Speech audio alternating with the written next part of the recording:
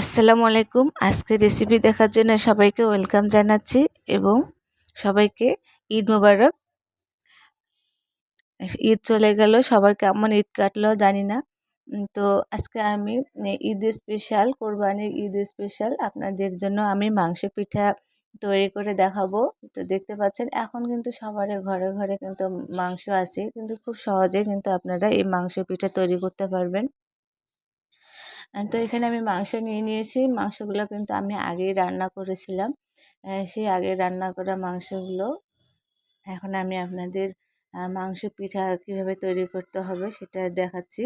তো মাংসগুলোকে আমি একটু বেটে নিয়েছিলাম ঝুরি ঝুরি করে। তো ঠিক এভাবে ঝুরি ঝুরি করতে হবে, আপনারা শিলে বেটে নিতে পারেন। তো এখানে আমি শিলে আমি বেটে নিয়েছি। এটা কিন্তু খুব ঝুরঝুরে হতে হবে, নয়তো কিন্তু যখন খাবেন তখন কিন্তু গোটা গোটা থাকলে কিন্তু তখন ভালো লাগে না খেতে। সেজন্য এরকম আপনারা হাত দিয়েও এভাবে কুচি কুচি করে কেটে নিতে পারেন বা শিলে আপনারা এটা বেটে নিতে পারেন। এখানে রগ দেওয়া যাবে না, রগ দিলে কিন্তু খেতে ভালো লাগবে না এটা। আর এটাকে আমি আর একটু হালকা করে ভেজে নিব তেলে। আপনারা এখানে চর্বিটা যেন না থাকে, চর্বি দিলে ফুটতে থাকবে। আর যখন ভাজবেন তখন কিন্তু চর্বি চর্বি হয়ে যাবে তেলটা। সেজন্য আপনারা এটা তেল দিয়ে ভাজার চেষ্টা করবেন, তাহলে অনেক ঝুরঝুরে আর মুচমুচে হবে খেতে। আর এটা কিন্তু বেশিক্ষণ ভাজতে হবে না, একটু কড়াই দিলে কিন্তু এটা লাল লাল ভাব চলে আসবে। বেশি ভাজার দরকার নেই, হালকা করে এটা ভেজে নেবেন। মাত্র ২-৩ মিনিটের মতো ভাজলে কিন্তু এটা হয়ে যাবে।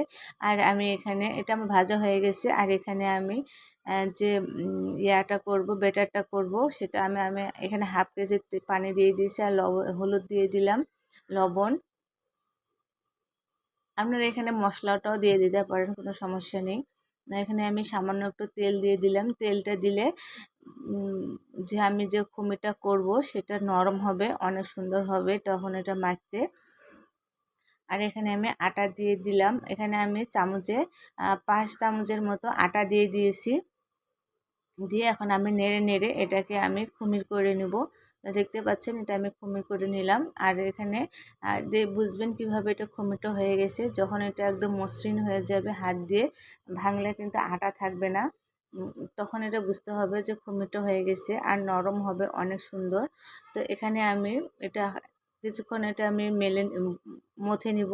মথে নিয়ে নিয়ে একটা বড় একটা রুটির শেপে তারপরে কেটে নেব। তো দেখেন এরকম একটা পাতলা করে আপনারা বেশি মোটাও করবেন না, আবার পাতলাও করবেন না। বেশি পাতলা করলে কিন্তু এটা খেতে ভালো লাগে না, একটুতেও কিন্তু কেমন হয়ে যায়, মচমচা হয়ে যায়। সেজন্য একটু হালকা মোটা বা হালকা পাতলা থাকবে এরকম অবস্থা আর কি, তাহলে অনেকক্ষণ কিন্তু ক্রিস্পি থাকে। তো এখানে আমি আরেকটা আপনাদের বেলে দেখাচ্ছি।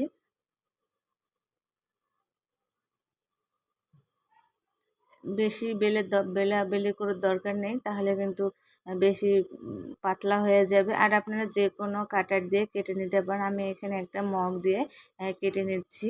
তো দেখে আপনারা বুঝতে পারতেছেন কত সফট হয়েছে, আর পাতলা বা মোটার যে ব্যাপারটা সেটা কেমন হয়েছে সেটা আপনারা হয়তো দেখেই বুঝতে পারতেছেন। তো এখানে আমি একটা নিয়ে নিলাম আর মাংসটা দিয়ে দিলাম। দিয়ে এভাবে আপনারা মুড়ে তারপরে আপনারা যে কোনো সাইজে মুড়ে নিতে পারবেন বা যে কোনো ডিজাইন আপনারা করতে পারবেন। তো আমি কারণ সময়ের অল্পতার জন্য আমি আপনাদের দেখিয়ে দিচ্ছি। এভাবে যদি আপনারা মোড়াতে না পারেন যে কোনো শেপ দিবেন, আর এভাবে দিলে কিন্তু হাতেও লেগে যায়। তখন এই অবস্থায় আপনারা একটু তেল হাতে মেখে নিয়েও আপনারা এভাবে তৈরি করতে পারবেন। তো এখানে আমি দিয়ে দিলাম। আর চুলের আঁচটাকে অবশ্যই আপনারা মিডিয়ামে রাখবেন।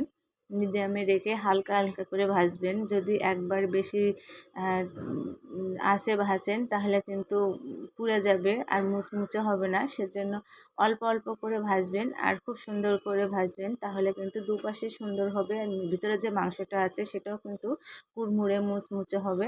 কিন্তু দেখতে পাচ্ছেন এখানে আমার লাল লাল একটা ভাব চলে আসছে। এভাবে আপনারা অল্প অল্প করে ভেজে নেবেন। আর এটা ভাজার পরে কিন্তু আরও অনেক মুচমুচে হবে।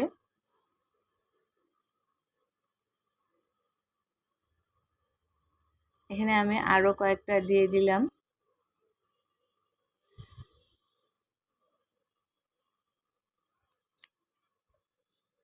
আপনারা বাসায় এভাবে তৈরি করবেন।